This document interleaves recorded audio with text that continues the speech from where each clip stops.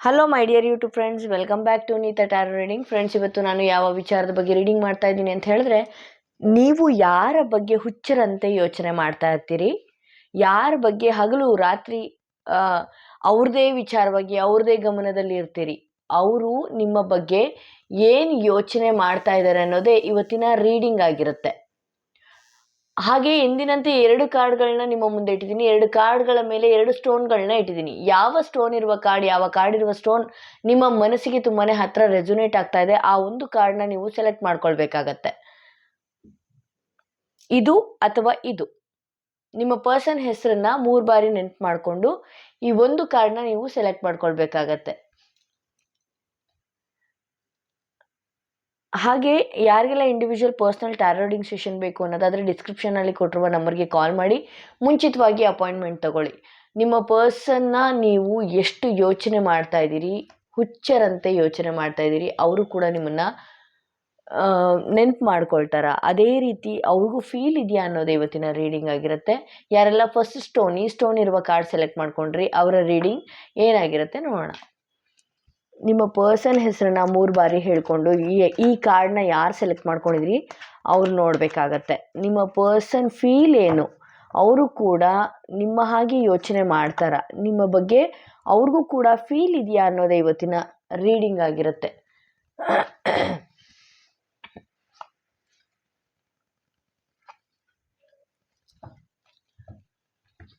ನಿಮ್ಮ ಪರ್ಸನ್ ಹೆಸರನ್ನ ನೀವು ನೆನ್ಪು ಮಾಡ್ಕೊಳ್ಳಿ. ಸದ್ಯಕ್ಕೆ ಈ ಸಂಬಂಧ ಸಂಪೂರ್ಣವಾಗಿ ಮುಗಿದಿದೆ ಅಂತಲೇ ತೋರಿಸ್ತಾ ಇದೆ. ಸದ್ಯಕ್ಕೆ ಅವರಿಗೆ ನಿಮ್ಮ ಬಗ್ಗೆ ಯಾವ ರೀತಿಯೂ ಅಭಿಪ್ರಾಯಗಳಿಲ್ಲ. ಒಂದಷ್ಟು ಈಗಾಗಲೇ ನೀವು ಡಿಪ್ರೆಷನ್ಗೆ ಹೋಗಿದ್ದೀರಿ. ಈ ಸಂಬಂಧನ ಎಷ್ಟೇ ನೀವು ಕಾಪಾಡ್ಕೊಳ್ಳೋದಕ್ಕೆ ಹೋದರೂ, ಎಷ್ಟೇ ನೀವು ಕಾಲ್ ಮಾಡಿ ರೀಕನೆಕ್ಟ್ ಮಾಡ್ಕೊಳ್ಳೋದಕ್ಕೆ ಹೋದರೂ, ಇದು ಒಂದು ಮುಗಿದೋಗಿರುವಂಥ ಸಂಬಂಧ ಅಂತ ತೋರಿಸ್ತಾ ಇದೆ. ಈ ವಿಚಾರವಾಗಿ ನೀವು ಆಲ್ರೆಡಿ ಹೋಗಿದ್ದೀರಿ. ಕೆಲವೊಂದು ವಿಚಾರಗಳು ನಿಮಗೆ ಬೇರೆ ಜನಗಳಿಂದನೂ ಕೂಡ ತುಂಬಾ ಹರ್ಟ್ ಆಗ್ತಾ ಇದೆ ಅಂತ ಹೇಳ್ಬೋದು. 3 ತಿಂಗಳ ನಂತರ ಈಗೇನು ನೀವು ಯೋಚನೆ ಮಾಡ್ತಿದ್ದೀರಲ್ಲ, ನಿಮ್ಮ ಪರ್ಸನ್ ಬಗ್ಗೆ ಹಗಲು ರಾತ್ರಿ ಯೋಚನೆ ಮಾಡೋದು, ಈ ಥರದ್ದೆಲ್ಲ ಏನು ಮಾಡ್ತಾ ಇದ್ದೀರಿ, ಅದೇ ರೀತಿ ನಿಮ್ಮ ಪರ್ಸನ್ 3 ತಿಂಗಳ ನಂತರ ಇದೇ ರೀತಿ ಯೋಚನೆ ಮಾಡ್ತಾರೆ ಅಂತ ಹೇಳ್ಬೋದು. ನೀವೀಗ ಏನು ಯೋಚನೆ ಮಾಡ್ತಿದ್ದೀರಿ ಅದೇ ತರಹದ ಫೀಲ್ ಅವ್ರಿಗೆ ಬರುತ್ತೆ ಅಂತ ಹೇಳ್ಬೋದು.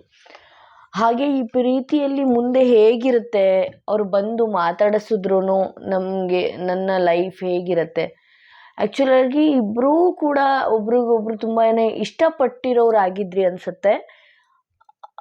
ಈ ಪ್ರೀತಿ ತುಂಬಾ ಏರುಪೇರುಗಳು ನಡೆಯುತ್ತೆ. ಮುಂದೆನೂ ಕೂಡ ಅದೇ ರೀತಿ ಆಗುತ್ತೆ ಅಂತ ಹೇಳ್ಬೋದು. ಅವರು ಇನ್ನು ಸದ್ಯಕ್ಕಂತೂ ನಿಮ್ಮ ಯಾವ ವಿಚಾರದಲ್ಲೂ ಅವರು ತಲೆ ಕೆಡಿಸ್ಕೊಳ್ತಾ ಇಲ್ಲ. ನೀವೊಬ್ಬರೇ ತಲೆ ಕೆಡಿಸ್ಕೊಳ್ಳೋರಾಗಿದ್ರಿ. 3 ತಿಂಗಳ ನಂತರ ಸರಿಯಾದ ನಿರ್ಧಾರ ತಗೊಂಡು ಈ ಪ್ರೀತಿ ವಿಚಾರ ಬಗ್ಗೆ ಅವರು ಒಂದಷ್ಟು ಗಮನ ಹರಿಸೋ ಸಾಧ್ಯತೆ ಇರುತ್ತೆ. ಅಥವಾ ನೀವು ಮರ್ತು ಬಿಟ್ರೆ ನನ್ನ ಅನ್ನೋ ಫೀಲ್ ಕೂಡ ಅವ್ರಿಗೆ ಆಗೋದಕ್ಕೆ ಶುರು ಆಗುತ್ತೆ. ಈಗ ಏನಾಗುತ್ತೆ ಅಂತ ಹೇಳಿದ್ರೆ, ಎನರ್ಜೀಸ್ಗಳು ನೀವು ಎಷ್ಟು ಅವ್ರ ಬಗ್ಗೆ ಯೋಚನೆ ಮಾಡ್ತೀರಿ, ಎಷ್ಟು ಅವ್ರ ಬಗ್ಗೆ ಅವ್ರನ್ನ ನೆನ್ಪು ಮಾಡ್ಕೊಳ್ಳೋದು, ಅವ್ರ DP ನೋಡೋದಾಗಿರ್ಬೋದು, ಅವ್ರಿಗೆ ಕಾಂಟ್ಯಾಕ್ಟ್ ಮಾಡಬೇಕು ಅಂತ ಹೇಳಿ ಹೋಗೋದಿರ್ಬೋದು, ಈ ಥರದ್ದೆಲ್ಲ ಎಷ್ಟು ಮಾಡ್ತೀರಿ ಅಲ್ವಾ, ಅಷ್ಟು ಅವರು ನಿಮ್ಮಿಂದ ದೂರ ಹೋಗೋದಕ್ಕೆ ಪ್ರಯತ್ನ ಮಾಡ್ತಾರೆ. ಮತ್ತು ಅವರು ನಿಮ್ಮನ್ನು ಮಾತಾಡೋದಕ್ಕೆಲ್ಲ ಇಷ್ಟಪಡೋದಿಲ್ಲ.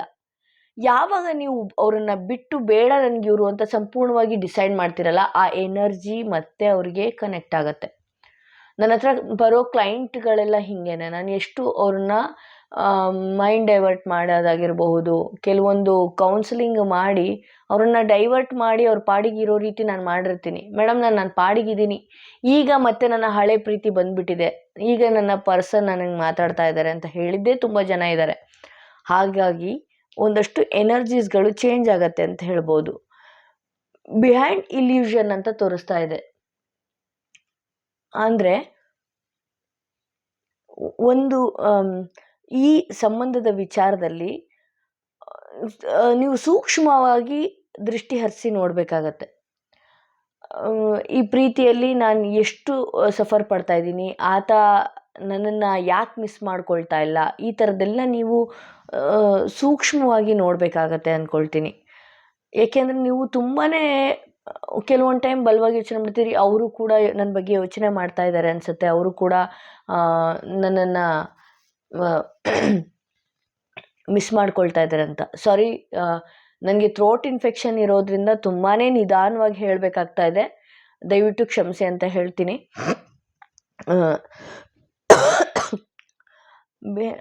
ಸೊ ಈ ಸಂಬಂಧದ ವಿಚಾರದಲ್ಲಿ ನೀವೇ ಸೂಕ್ಷ್ಮವಾಗಿ ಯೋಚನೆ ಮಾಡಿ. ನಿಮಗೆ ಏನಾಗುತ್ತೆ ಅಂದರೆ, ಥರ್ಡ್ ಪರ್ಸನ್ಸ್ಗಳು ಯಾರಾದರೂ ನಿಮ್ಮ ಪ್ರೀತಿ ವಿಚಾರವಾಗಿ ನಿಮಗೆ ಅರ್ಥ ಆಗದೆ ಇರೋದು ಅವ್ರ ಬಗ್ಗೆ ಹೇಳೋದಕ್ಕೆ ಹೋದರೆ ನೀವೇ ನಂಬಲ್ಲ ಆ ಪ್ರೀತಿ ವಿಚಾರವಾಗಿ.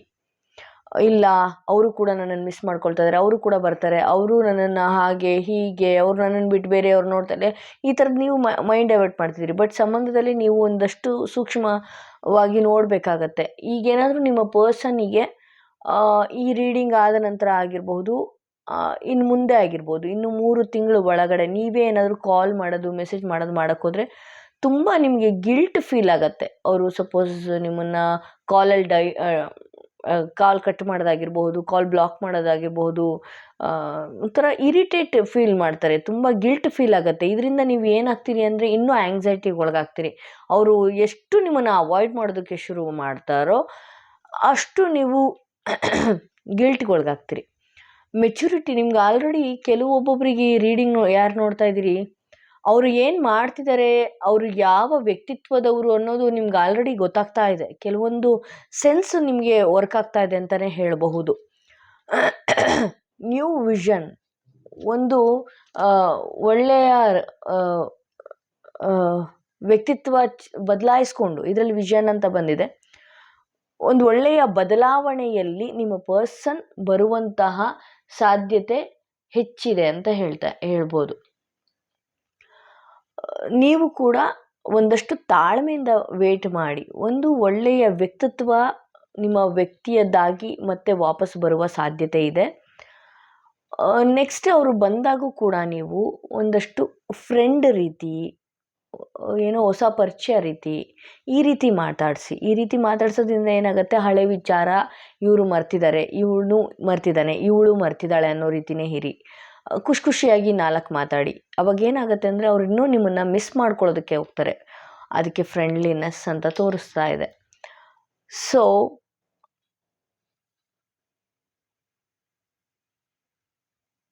ರೆಸ್ಪಿಟಿವಿಟಿ ಅಂತ ತೋರಿಸ್ತಾ ಇದೆ.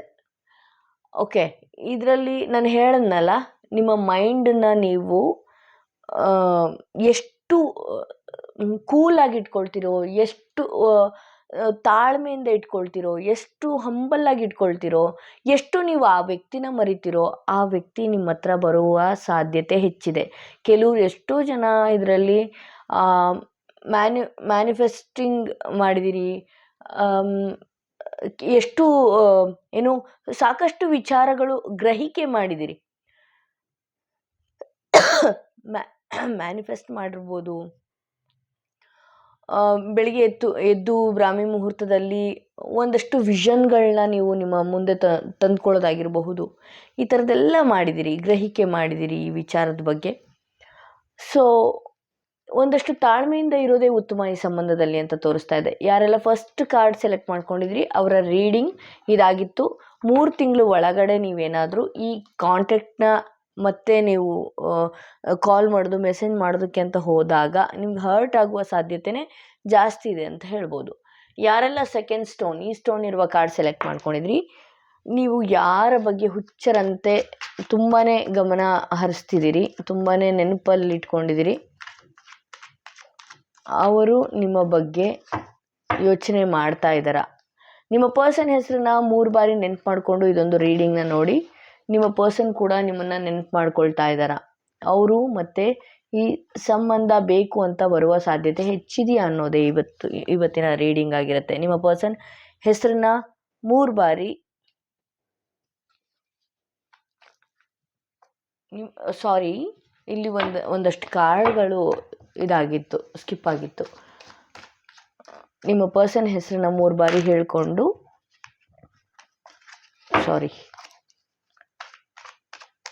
ನಿಮ್ಮ ಪರ್ಸನ್ ಹೆಸರನ್ನ 3 ಬಾರಿ ಹೇಳಿಕೊಂಡು ಇದೊಂದು ರೀಡಿಂಗ್ನ ನೋಡಿ. ನೀವು ಯಾರ ಬಗ್ಗೆ ಹುಚ್ಚರಂತೆ ನೆನ್ಪು ಮಾಡ್ಕೊಳ್ತಾ ಇದ್ದೀರಿ ಅವರು ಕೂಡ ನಿಮ್ಮ ಬಗ್ಗೆ ಅದೇ ರೀತಿ ಫೀಲಲ್ಲಿದ್ದಾರಾ, ಮತ್ತು ಆ ಪರ್ಸನ್ ಬರುವ ಸಾಧ್ಯತೆ ಇದೆಯಾ, ಬರಬೇಕು ಅನ್ನುವ ಹಂಬಲ್ ಅವ್ರಿಗೆ ಕಾಯ್ತಾ ಇದೆಯಾ ಅನ್ನೋದು. ಏಸ್ ಆಫ್ ವಾಂಡ್ಸ್ ಬರ್ತಾ ಇದೆ, ಹ್ಯಾಂಗ್ಡ್ ಮ್ಯಾನ್ ಬರ್ತಿದೆ. ಓಕೆ, ನಿಮ್ಮ ಪರ್ಸನ್ಗೆ ನಿಮ್ಮ ಬಗ್ಗೆ ಈಗ ಅರಿವು ಮೂಡ್ತಾ ಇದೆ ಅಂತ ಹೇಳಬಹುದು. ಕೆಲವೊಂದು ವಿಚಾರಗಳಲ್ಲಿ ಅವರು ಸಿಕ್ಕಾಪಟ್ಟೆ ಸಾಕಾಗಿ ಹೋಗಿದ್ರು, ಈ ಸಂಬಂಧನೇ ಬೇಡ ಅನ್ನೋ ರೀತಿ ಅವರು ಸಾಕಾಗಿ ಹೋಗಿದ್ರು. ಬಟ್ ಆದರೆ ಇತ್ತೀಚೆಗೆ ನಿಮ್ಮನ್ನು ಅಬ್ಸರ್ವ್ ಮಾಡೋದಾಗಿರ್ಬೋದು,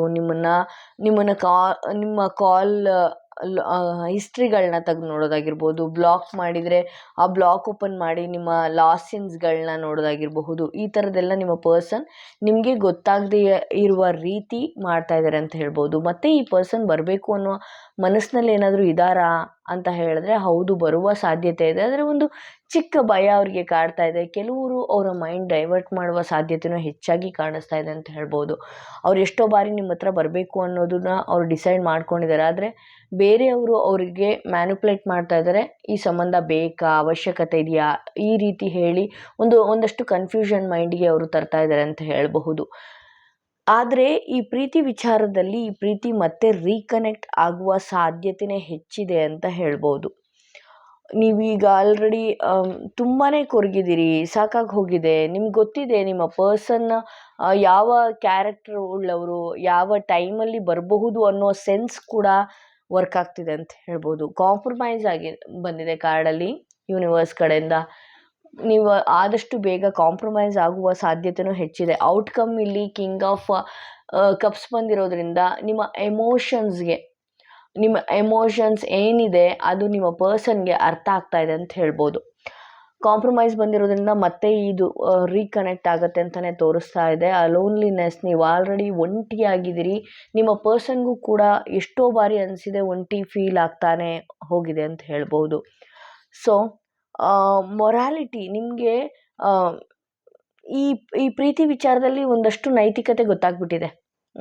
ಏನು ಸತ್ಯ ಅಸತ್ಯತೆ, ನಿಮ್ಮ ಪರ್ಸನ್ ಬಂದರೆ ಯಾವ ರೀತಿ ಇರಬೇಕು, ನಿಮ್ಮ ಪರ್ಸನ್ ಒಟ್ಟಿಗೆ ಯಾವ ರೀತಿ ಒಡನಾಟ ಮಾಡಬೇಕು, ನಿಮ್ಮ ಪರ್ಸನ್ ರಿಯಲ್ ಫೇಸ್ ಏನು. ಯಾವುದಾದ್ರೂ ಒಂದು ಸಂದರ್ಭ ಬಂದಾಗ ಈ ವ್ಯಕ್ತಿ ನನ್ನನ್ನು ಹೇಗೆ ನೋಡ್ಕೊಳ್ತಾರೆ, ಹೇಗೆ ಕೈ ಕೊಟ್ಟು ಹೋಗ್ತಾರೆ ಅನ್ನೋದು ನಿಮ್ಗೆ ಆಲ್ರೆಡಿ ನೈತಿಕತೆ ಗೊತ್ತಾಗ್ಬಿಟ್ಟಿದೆ. ಸೊ ಕರೇಜ್ ಇದೆ, ಧೈರ್ಯವಾಗಿರಿ. ನಿಮ್ಮ ಪರ್ಸನ್ ಬಂದೇ ಬರ್ತಾರೆ ಅಂತ ಕೂಡ ಯೂನಿವರ್ಸ್ ಕಡೆಯಿಂದ ತೋರಿಸ್ತಾ ಇದೆ. ಇಲ್ಲಿ ಫ್ಲವರ್ ನೋಡಿ, ಹೋಪ್ ಕಳ್ಕೊಬೇಡಿ.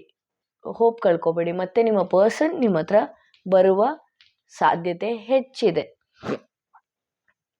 ಒಂದಷ್ಟು ನಿಮ್ಮ ಪರ್ಸನ್ಗೆ ಒಂದಷ್ಟು ಜವಾಬ್ದಾರಿಗಳಿರ್ಬೋದು, ಒಂದಷ್ಟು ಹೊರೆ ಜಾಸ್ತಿ ಇದೆ ಅಂತ ತೋರಿಸ್ತಾ ಇದೆ. ಸೊ ಅದರಿಂದ ಅವ್ರೇನಾಗ್ತಿದೆ, ನೀವು ಎಷ್ಟು ಫೀಲ್ ಮಾಡ್ತಾ ಇದ್ದೀರಲ್ಲ ಅಷ್ಟು ಫೀಲ್ ಆತ ಮಾಡದೇ ಇದ್ರೂ ಬಟ್ ಅವ್ರಿಗಿರೋ ಜವಾಬ್ದಾರಿಗಳಿಂದ ಆದಷ್ಟು ನಿಮ್ಮನ್ನು ಕೂಡ ಮಿಸ್ ಮಾಡ್ಕೊಳ್ತಾ ಇದ್ದಾರೆ ಅಂತಲೇ ತೋರಿಸ್ತಾ ಇದೆ. ಅವರಿಗೆ ಅವರ ವೈಯಕ್ತಿಕ ಜೀವನದಲ್ಲಿ ತುಂಬಾ ಹೊರೆ ಇದೆ ಅಂತ ತೋರಿಸ್ತಾ ಇದೆ ನನಗೆ. ಒಂದಷ್ಟು ತಾಳ್ಮೆಯಿಂದ ಇರಿ. ನೋಡಿ, ಇಲ್ಲೆಲ್ಲ ಪಾಸಿಟಿವ್ ಬಂದಿರೋದ್ರಿಂದ ಮತ್ತೆ ಈ ಪರ್ಸನ್ ಬಂದೇ ಬರ್ತಾರೆ ಅಂತ ತೋರಿಸ್ತಾ ಇದೆ. ರೈಪ್ನೆಸ್ ಅಂದರೆ ಫಲಭರಿತ, ಅಂದರೆ ನಿಮಗೆ ಅಂದರೆ ನೀವು ಈ ವಿಚಾರದಲ್ಲಿ ಗೊತ್ತಾಗಿದೆ, ಈ ಸಂಬಂಧ ಮತ್ತೆ ಕೂಡುತ್ತೆ ಅನ್ನೋದು ನಿಮಗೊಂದು ಸೆನ್ಸ್ ಇದೆ. ಫಲಭರಿತ ಜೀವನ, ಫ್ರೂಟ್ಫುಲ್ನೆಸ್, ಈ ರೀತಿ.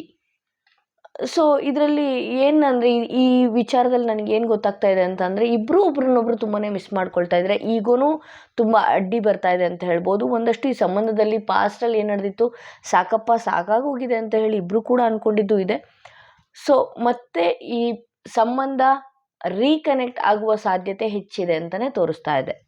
ಸೊ ಯಾರಿಗೆಲ್ಲ individual personal tarot reading session ಬೇಕು ಅನ್ನೋದಾದರೆ ಡಿಸ್ಕ್ರಿಪ್ಷನಲ್ಲಿ ಕೊಟ್ಟಿರುವ ನಂಬರ್ಗೆ ಕಾಲ್ ಮಾಡಿ ಮುಂಚಿತವಾಗಿ ಅಪಾಯಿಂಟ್ಮೆಂಟ್ ತೊಗೊಳ್ಳಿ. ಯಾರೆಲ್ಲ ಫಸ್ಟ್ ಟೈಮ್ ನನ್ನ ವೀಡಿಯೋನ ನೋಡ್ತಾ ಇದ್ರಿ ದಯವಿಟ್ಟು ಸಬ್ಸ್ಕ್ರೈಬ್ ಮಾಡೋದನ್ನ ಮರಿಬೇಡಿ.